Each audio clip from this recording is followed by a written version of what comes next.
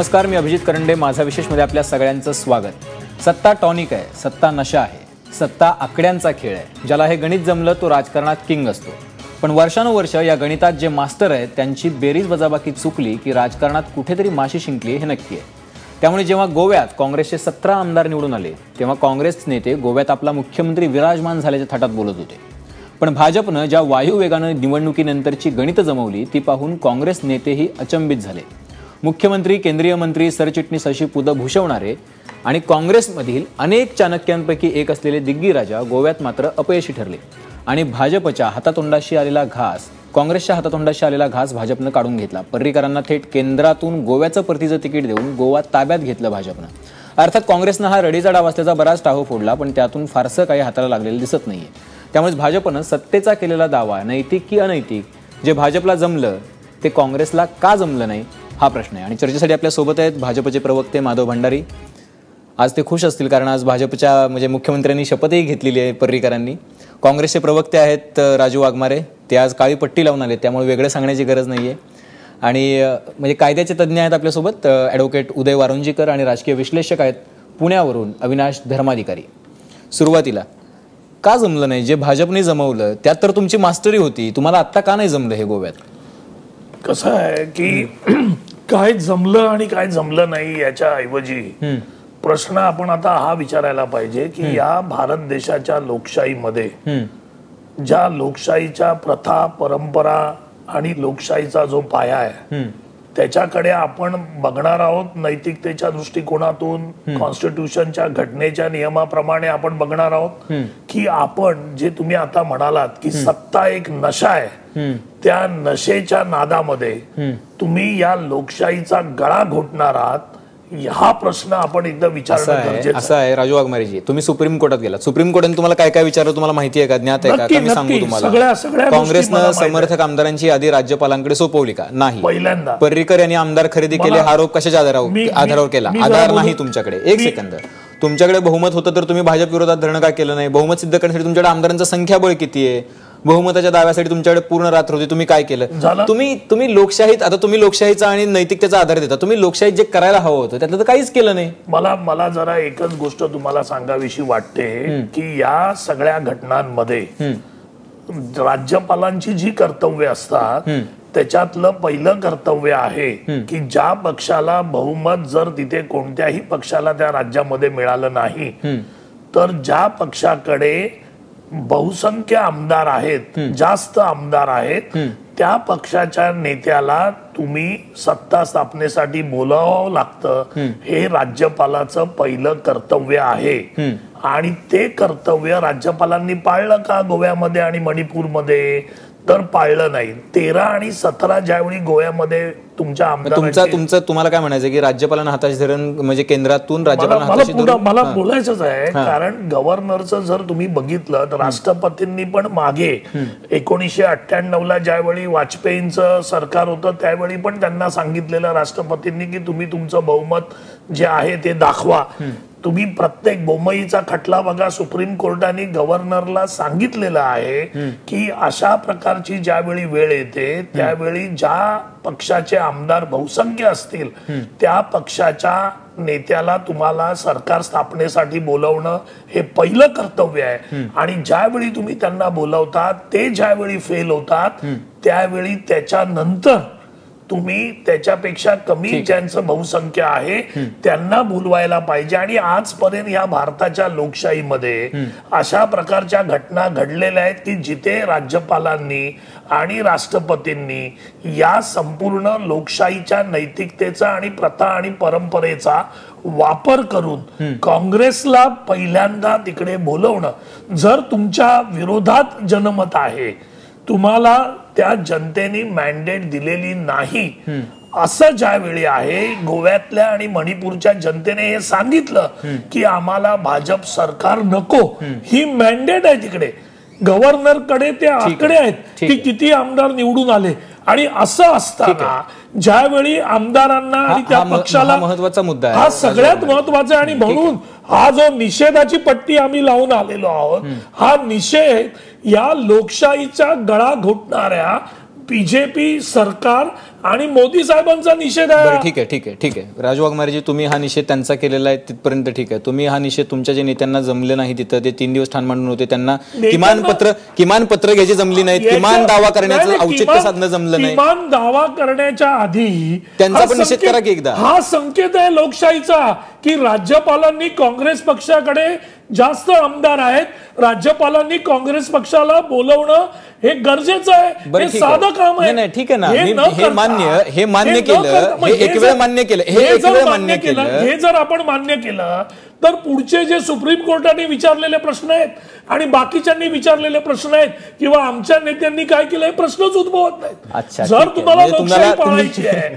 जर तुम्हाला लोकशाही पाळायची आहे तर राज्यपालांनी बोलवणं भाग होतं. का बोलवलं नाही काँग्रेस पक्षाच्या नेत्यांना? ठीक आहे, साधं गणित आहे. हा अक्षरशः या निवडणुकीमध्ये लोकशाहीचा गळा घोटण्याचा प्रकार. ठीक आहे राजू वाघमारे, 1-2 सेकंद आता मला द्या, कारण तुम्ही तुमचं फ्रस्ट्रेशन मी समजू शकतो. तुम्ही 1-2 सेकंद मला द्या. मुद्दा असा की फ्रस्ट्रेशन नाही, हा प्रश्न शेवटी लोकशाहीचा आहे. ठीक आहे माधव भंडारीजी, का तुम्ही आता हे तुम्ही राजू वाघमारे तुमचे मित्र आहेत, तुम्ही कायम एक पॅनलमध्ये असं का करता तुम्ही की सत्ता हाताशी धरून तुम्ही पूर्णपणे भाजपनं म्हणजे मृदुला सिन्हांनी त्यांना काँग्रेसला बोलवण्याऐवजी भाजपच्या नेत्यांना बोलवलं, असं का बरं? पहिली गोष्ट अशी आहे की हे जे निषेध करतायत तो निषेध ते सांगता नाही का असं सांगतायत. खरा निषेधाचं कारण वेगळं आहे, निषेध दुसऱ्याचा करायचा आहे, सांगता येत नाही, तोंडाने म्हणता येत नाही. ज्या पद्धतीची आता वाघमारे साहेब गोष्टी सांगतायत, आपण आधी गोवा आणि मणिपूरचं उदाहरण घेऊ, बाकीच्या विषयांकडे मी नंतर जातो. ज्या पक्षाकडे जास्त जागा आहेत किंवा ज्या पक्षाने बहुमत मिळवलेलं आहे त्या पक्षाने निकाल लागल्यानंतर, सर्व निकाल लागल्यानंतर राज्यपालांकडे जाऊन दावा करायचा असतो की आम्ही या ठिकाणी सगळ्यात मोठ्या संख्येने निवडून आलो, सरकार स्थापनेचा आमचा दावा आहे. तो झाल्यानंतर राज्यपाल त्याच्यावरती कारवाई करतात. राज्यपाल किंवा राष्ट्रपती स्वतःहून कोणाला बोलवत नाहीत. आता ही साधी गोष्ट होती की काँग्रेसच्या नेत्यांची त्या ठिकाणी जबाबदारी होती की आपण जर सगळ्यात जास्त संख्येने निवडून आलेलो आहोत तर आपण जाऊन राज्यपालांकडे दावा करायचा. तो त्यांनी केला नाही.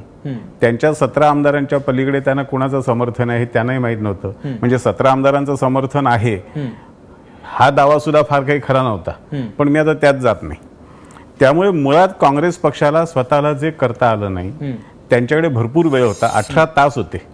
त्या 18 तासामध्ये त्यांना जे करता आलं नाही ते जर भाजपने केलं तर त्याच्यामध्ये त्यांनी थैथाट करण्यासारखं काही नाही. आणि दुसरं नाही, थांबा, त्यांनी भरपूर वेळ सांगितलाय, त्यामुळे निदान तेवढा वेळ मला तुम्ही दिला पाहिजे. तेवढा वेळाचा मुद्दा नाही, आपण मुद्दे जास्त घेऊया. मुद्दे जास्त जास्त वेळ येत मी दुसऱ्या त्यांच्या मुद्द्यावर जातो. तुम्ही आज आनंदित आहात, तुमच्याकडे मला जास्त वेळ. त्यांचे जे मुद्दे आहेत त्याच्यावरच जातो की ते लोकशाहीची हत्या, राज्यपालांची कर्तव्य वगैरे वगैरेवर बरंच बोलले. 2005 साली युपीएचं सरकार होतं केंद्रात आणि झारखंडच्या निवडणुकीचे निकाल लागले.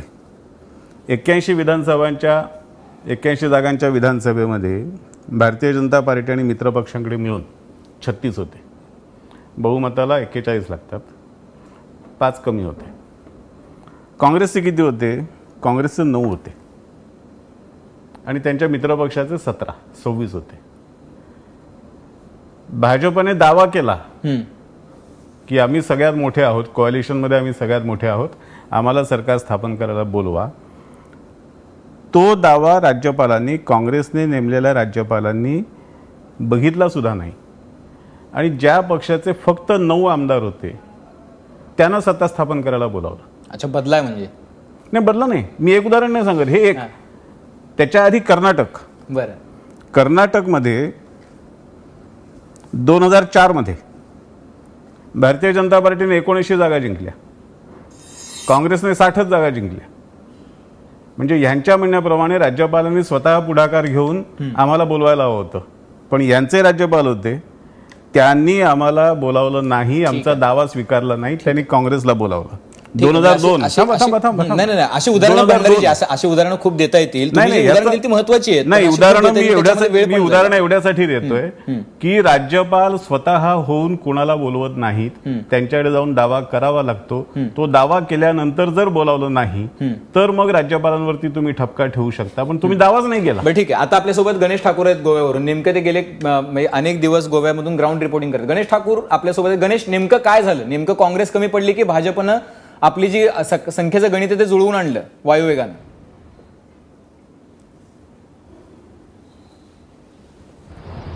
बिलकुल वाळूवेगानं आणि ते गणित जुळून आणलं चाणक्य यांनी, जे मनोहर पर्रिकर आहेत. मनोहर पर्रिकरांच्या नावानं पत्र देण्यात आलं. अभिजित ज्या दिवशी निकाल आला त्याच रात्री आम्ही विजय सरदेसाई यांचा एक्सक्लुझिव्ह इंटरव्ह्यू केला. त्यामध्ये सरदेसाई यांनी स्पष्टपणे सांगितलं की जर मनोहर पर्रिकर परत आले तर मी समर्थन द्यायला तयार आहे. त्याच रात्री गडकरी त्या रात्रीत गोव्यात पोहोचले. रात्री 12:30 ते 5:30 पर्यंत सुधीन ढवळीकर, विजय सरदेसाई आणि मनोहर पर्रिकर, गडकरी यांच्यात बैठक झाली. इंडिपेंडंट तिथे बोलण्यात आले. काँग्रेसने मात्र दिग्विजय सिंग यांनी विजय सरदेसाईंना फोन करून फक्त बातचीत केली, त्यांना अभिनंदन केलं. मुळात काँग्रेसला हे पहिल्या दिवसापासून ठाऊक होतं की त्यांना गणित जुळणार नाही, कारण विजय सरदेसाई, ढवळीकर ज्या दिवशी वोटिंग झाली त्या दिवसानंतरपासूनच ते म्हणत होते की भाजपाला समर्थन द्यायला आम्हाला काही हरकत नाही जर मनोहर पर्रिकर परत आले तर. अशाच प्रकारचे लेटर आले. म्हणजे मनोहर पर्रिकर यांनी सूत्र हलवले. 16 तासांच्या आत सगळं काही गणित बसवलं आणि थेट ते गेले राज्यपालांकडे. त्यामध्ये 17 आमदारांमध्ये जे मॅन्डेट मिळालं होतं, सिंगल लार्जेस्ट पार्टी काँग्रेसची होती, त्यांच्यामध्ये इंटरनल फाईट सुरू झाली होती. दिगंबर कामत, लुईजिन फॅलेरो, प्रताप सिंग राणे, विश्वजित राणे या सर्वांची नावं समोर आली. ग्रुप लीडर निवडण्यामध्ये खूप वेळ झाला. इनफॅक्ट दुसऱ्या दिवशी 11 वाजताची बैठक होणार होती काँग्रेसची, ती संध्याकाळी 5 वाजता झाली आणि दिग्विजय सिंग यांनी सुरुवातीला सगळ्या आमदारांची बैठक घेतली आणि त्यानंतर 1-to-1 बैठक घेतली, ती 2 तास चालली. म्हणजे 4 तास संध्याकाळचे यांनी बैठकीमध्ये घेतले, त्यामध्ये निर्णय झाला नाही. यामुळेच विश्वजित राणे यांनी स्पष्टपणे समोरून सांगितलं की मला ज्या प्रकारे जी प्रक्रिया झाली आमच्यामध्ये त्याने मी नाखुश आहे आणि त्यांनी एक वेगळा गट तयार करण्याचंही सांगितलं, पण ते झालं नाही. आज 17 आमदार ते निश्चित घेऊन गेले, पण त्यांनाही हे माहिती होतं की जे व्हायचं होतं ते झालंय आणि भाजपाने ते करून दाखवलंय. भाजपाने सूत्र हलवले आणि लवकरात लवकर सगळे निर्णय घेऊन, सगळे आश्वासनं देऊन सगळ्यांना आपल्यासोबत जोडलंय. आज परिस्थिती अशी आहे की 21 आमदार यांच्यासोबत आहेत. 22वा आमदार कालच त्याने सांगितलं की मी येईन. प्रसाद गावकर हे आज मंचावर आले राजभवनामध्ये आणि चर्चिल आलेमावने देखील पत्र दिलेलं आहे, सूत्रांची माहिती आहे आणि गरज पडली तर ते पत्र वापरा असंही मनोहर पर्रिकरांनी त्यांनी सांगितलंय. म्हणजे फ्लोर टेस्टमध्ये चर्चिल आलेमाव देखील भाजपला समर्थन देतील अशा प्रकारचे इथे संकेत आहेत. तर भाजप कुठे ना कुठेतरी मागे पडली इंटरनल फाईटमुळे, जे दिग्गज नेते आहेत त्यांच्या इंटरनल पॉलिटिक्समुळे, आणि काँग्रेसमध्ये सगळं काही त्या फेसने चाललं नाही आणि भाजपने ते आणलं. केंद्रात सरकार आहे, काँग्रेसचं म्हणणं की पैशाचं त्यांना आमिष दिलं, त्यांना भीती दाखवली. पण विजय सरदेसाई आणि ढवळीकर यांनी स्पष्टपणे दुसऱ्याच दिवशी मीडियाला बोलून सांगितलं होतं. म्हणजे यांची बातचीत आधीपासून सुरू होती आणि काँग्रेस ती बातचीत करण्यामध्ये मागे राहिली आणि आपल्याच लोकांना समजवण्यामध्ये ते खूप मागे राहिली आणि यामुळे सगळं गणित फसलंय.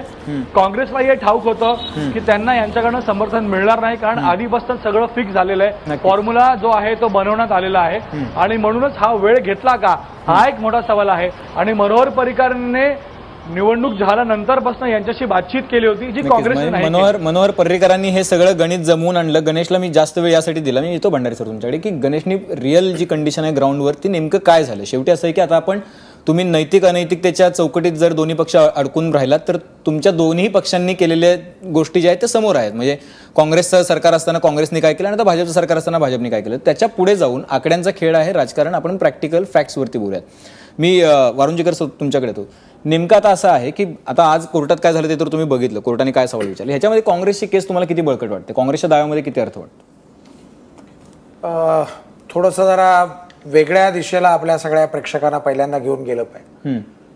ज्यावेळेस राज्यघटनेची चौकट तयार केली त्यावेळेस असं राज्यघटना तयार करणाऱ्या लोकांना वाटलं नव्हतं की माननीय राज्यपाल माननीय राष्ट्रपती यांच्या कुठल्या भूमिकेबद्दल किंवा त्यांच्या आदेशाबद्दल एवढ्या प्रकारचे गदारोळ या संपूर्ण देशामध्ये होते.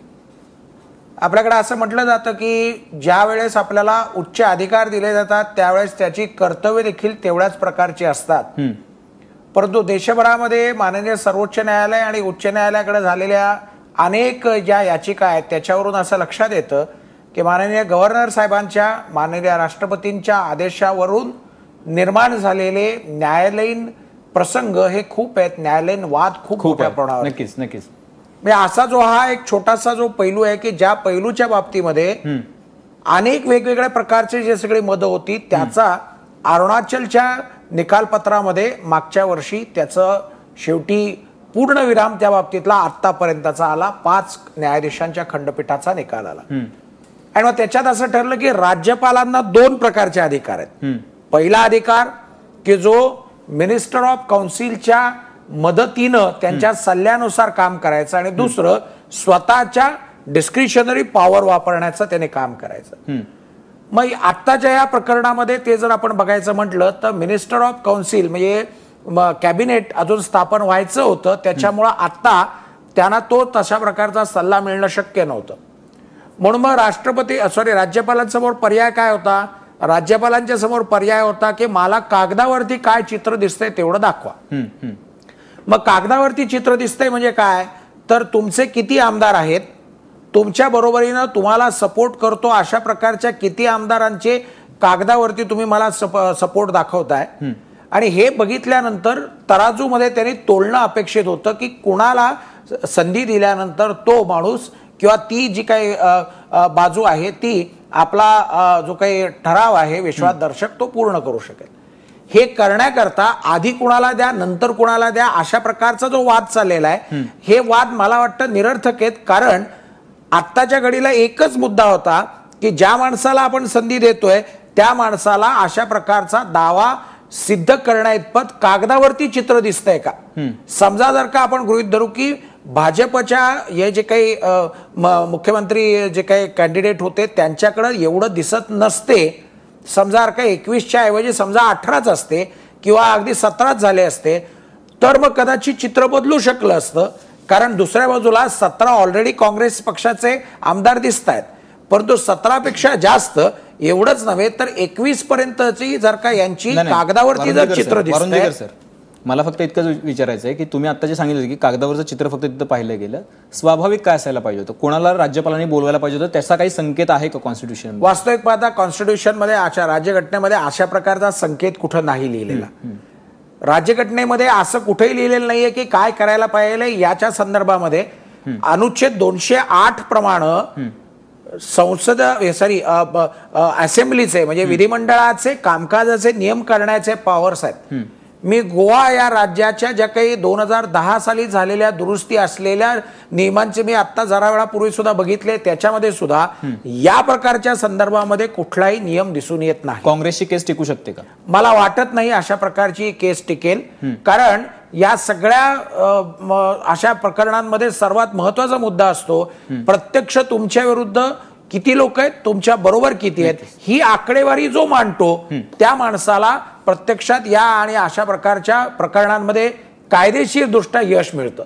आपण जे हिडिंग घेतलेलं आहे नैतिक किंवा अनैतिक, मी असं म्हणेन की आज न्यायालयीन प्रक्रिया आहे. न्यायालयीन प्रक्रियेमध्ये याचं काय होईल हाच मुद्दा मी सांगू शकेन. याच्यापेक्षा अन्य बाबींवरती हे दोन्ही. आपल्यासोबत अविनाश धर्माधिकारी आहेत पुण्यावरून. अविनाश धर्माधिकारी सर, तुम्ही या केसकडे कसं बघता? आता भाजपनं हे नैतिकतेच्या मुद्द्यावर बघायचं का? कारण राजकारण तर तशा पद्धतीनं कुठल्याच पद्धतीनं नैतिकतेने चाललंय असं म्हणता येत नाही, कारण दोन्ही पक्षांकडे तशा केसेस आहेत.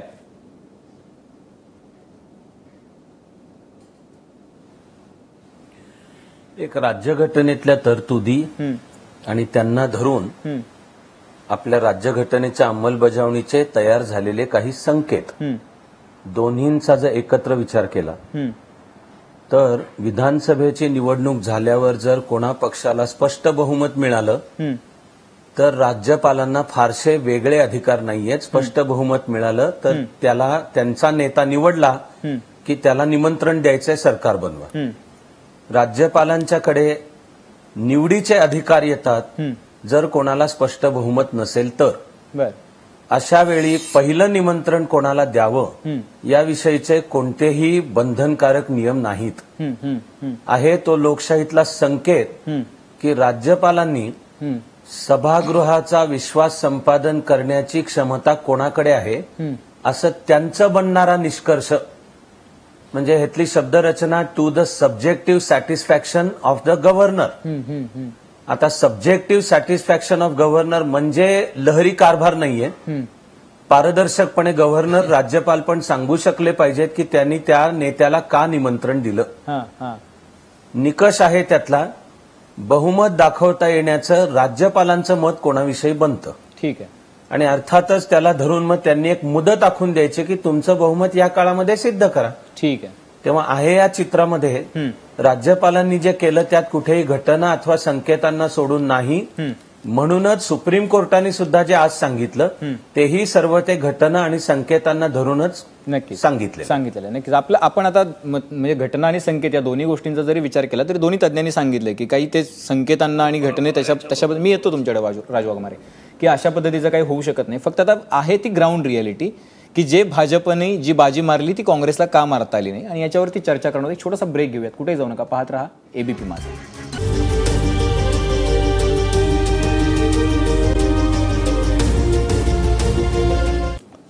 तर सत्तेचासाठीचा भाजपचा दावा नैतिक की अनैतिक हा प्रश्न होता, पण आता तो जी नैतिकता भाजपनं म्हणजे दाखवली नाही आता, असं उदाहरण जे काँग्रेसने दिलं तर काँग्रेसच्या काळात पण अशी उदाहरणं बघायला मिळालेली आहेत. त्यामुळे आता थोडंसं पुढे जाऊयात. राजू वाघमारेचा मुद्दा असा आहे की आपल्याकडे तुमच्या जे नेते तुमचे ठाण मांडून होते गोव्यामध्ये 17 आमदार असताना सुद्धा आपल्याला 4 आमदार मिळवण्यासाठी 3 दिवस वाट बघावी लागली. तुम्ही कशाची वाट बघत होतात? तुमच्याकडे बळ नव्हतं म्हणून तुम्ही राज्यपालांकडे गेला नाहीत? कारण असं आहे की भाजप गेलं याच्याबद्दलचा टावा आपण वेगळ्या पद्धतीने फोडू शकतो, पण आता सत्ता स्थापन झालेली आहे, चुकलंय कुठं?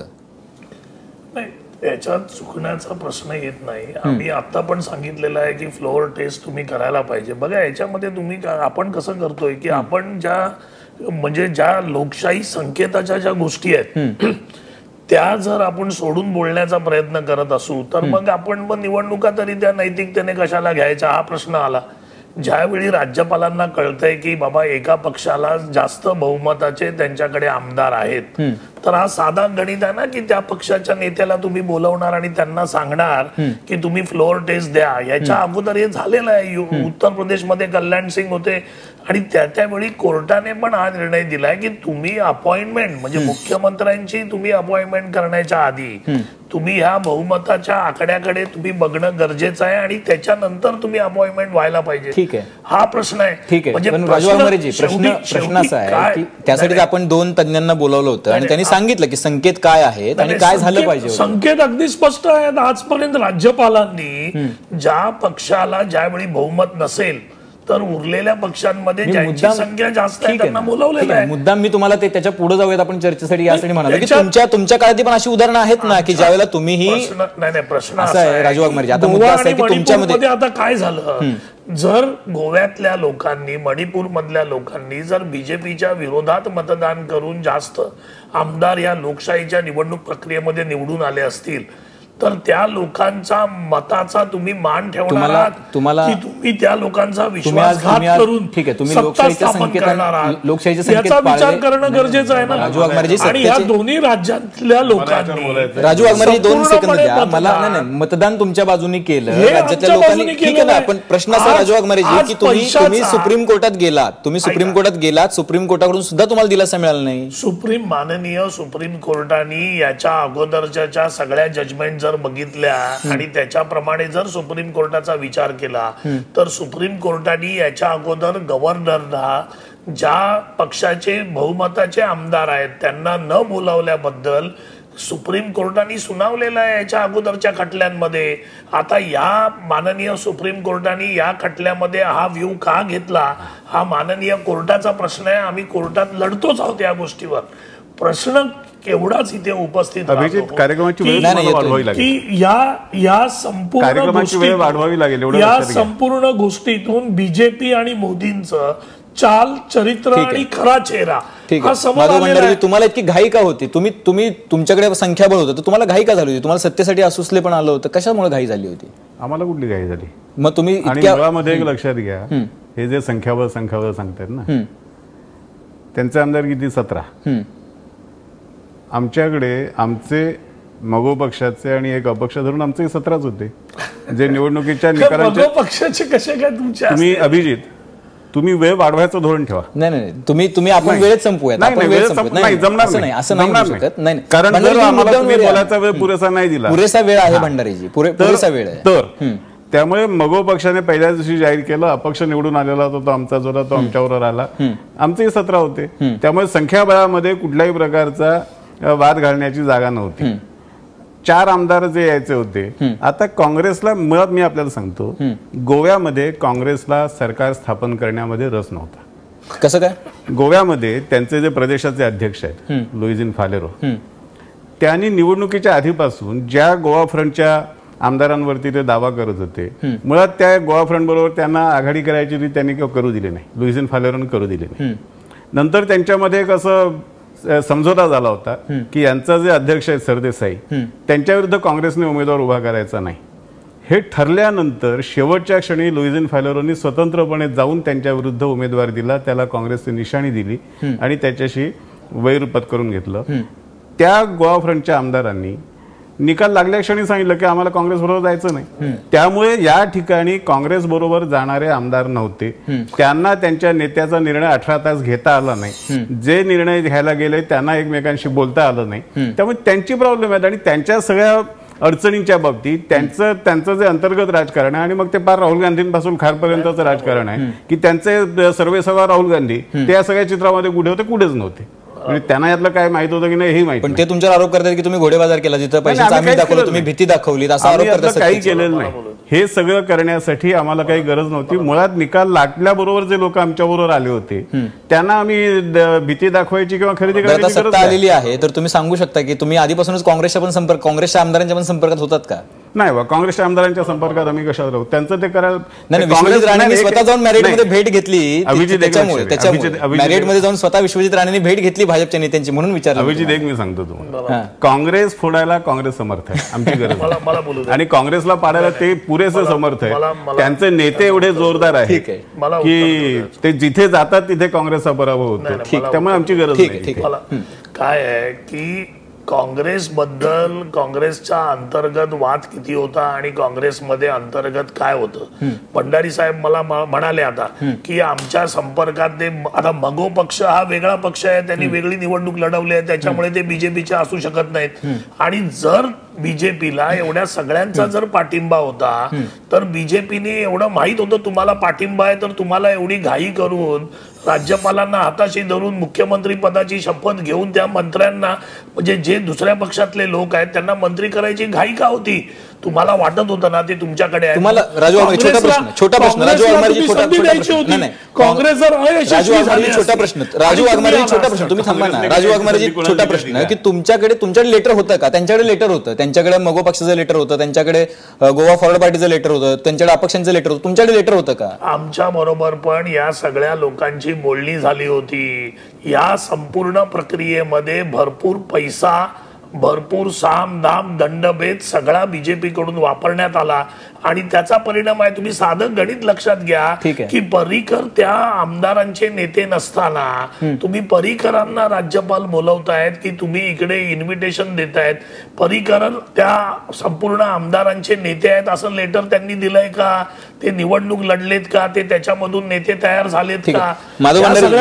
उत्तर कधी देणार तुम्ही? माधव भंडारीजी, आता या सगळ्याच गोष्टीची उत्तरं इथे मिळालेली तुम्हाला माधव भंडारीजी गोवा राखण्यासाठी पर्रिकरांना आणण्याची गरज का पडली? कारण पर्रिकरांशिवाय तुम्हाला दुसरा ऑप्शन नव्हता, त्यांच्या चेहऱ्याशिवाय तुम्हाला हे सगळ्यांचा म्हणजे पाठिंबा नसता मिळाला, म्हणून तुम्हाला पर्रिकरांना आणावं लागलं.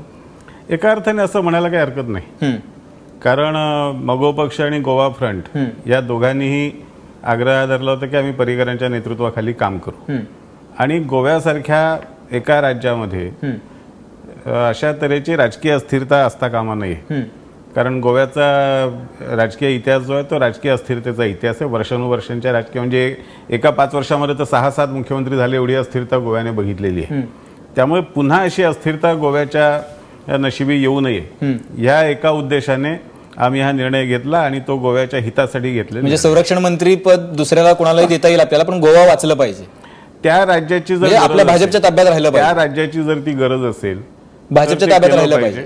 गोव्याच्या अस्थिरता येऊ नये, गोव्यामध्ये स्थिरता असावी म्हणून आम्ही तो निर्णय घेतला. म्हणजे जर पर्रीकरांना तुम्ही नसतं पाठवलं तर गोव्यात अस्थिरता होती हे तुम्हाला मान्य होतं. काँग्रेस सरकार येऊ शकलं असतं कदाचित, म्हणजे तुम्हाला काँग्रेस सरकार येऊ नये यासाठी तुम्हाला पर्रीकरांना तिकडून परतीचं तिकीट द्यावं लागलं. काँग्रेसचं सरकार आलं असतं असं म्हणण्याचं धाडस त्यांचे जे नेते दिग्विजय सिंग त्यांचं सुद्धा नव्हतं. नाही, त्यामुळे त्यांचं सरकार बनत नव्हतं. ठीक आहे. काँग्रेसला पूर्ण मॅन्डेट स्वतः दिग्विजय गोवेकरांनी सिंगने दिलेली सांगितलं, आहे. स्वतः दिग्विजय सिंगने सांगितलं की आम्ही गोवेकरांनी- कमी पडलो, आम्हाला सत्ता स्थापन करता येत नाही. गोव्यातल्या ठीक आहे, लोकांनी त्यांनी सांगितलेलं आहे. राजू वाघमारे गोव्यातल्या लोकांनी काँग्रेसला पूर्ण मॅन्डेट दिली असताना ठीक आहे. आणि मणिपूर मधल्या लोकांनी हा त्यांचा केलेला विश्वासघात आहे. नाही, वाघमारे साहेब, ऐन प्रकरणाने वाघमारे साहेब, आपल्याला सत्ता कायम ठेवायची हे बीजेपीचं सूत्र आहे.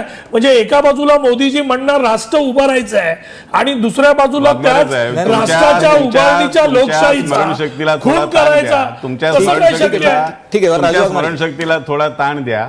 आणि सोनिया गांधी जेव्हा 200 पेक्षा जास्त खासदारांची यादी घेऊन लगबगीने सत्ता स्थापन करायला गेल्या होत्या तेव्हाचं दृश्य काय होतं ते आठवा. किती खासदार तुमच्याकडे होते आणि सगळ्यात जास्त खासदार कोणाकडे होते तेही आठवा. ठीक आहे, ठीक आहे. मला 30 नाही, सेकंद नाही, द्यावं लागेल. नाही, राजू नाही, वाघमारे एक सेकंद, राजू वाघमारे एक सेकंद, राजू वाघमारे एक सेकंद, कारण ते सोनिया गांधींनी केलं. राजू वाघमारे एक सेकंद, राजू वाघमारे एक सेकंद. अजून मणिपूर, राजू वाघमारे एक सेकंद, मणिपूर बद्दल अजून व्हायचंय त्यावेळेला वेगळी चर्चा तुम्हाला यायचंय. परत एकदा काळीफीत बांधावी लागेल असं दिसतंय. Definitely बांधणार. ठीक आहे, ठीक आहे, हरकत नाही. 2 सेकंद. मला अविनाश धर्माधिकारींकडे जायचं. अविनाश धर्माधिकारी सर, मुद्दा असा आहे की आता नैतिक का अनैतिक हा प्रश्न उरलेला नाहीये. मला फक्त तुमच्याकडे यासाठी यायचंय की राजकारणातली गणितं लवकर जमवणं काँग्रेसला जमलं नाही आणि भाजपचं वेगानं काँग्रेसीकरण होतंय का? म्हणजे जे पूर्वी काँग्रेस करायची ते आता भाजप करते.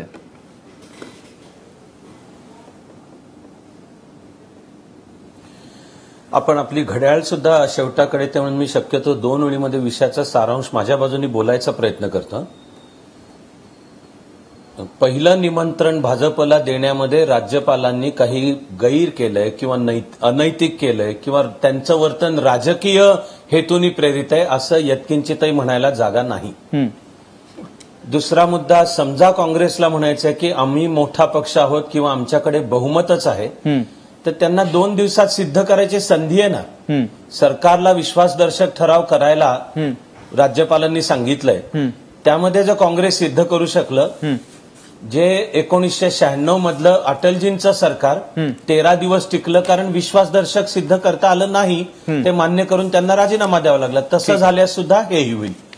तिसरा मुद्दा आजच्या चर्चेचा नाही की पर्रीकरांसारखी व्यक्ती की जे केंद्रात संरक्षण मंत्री आहेत ते राज्यामध्ये परत आले, हा सगळा वेगळा मुद्दा आहे.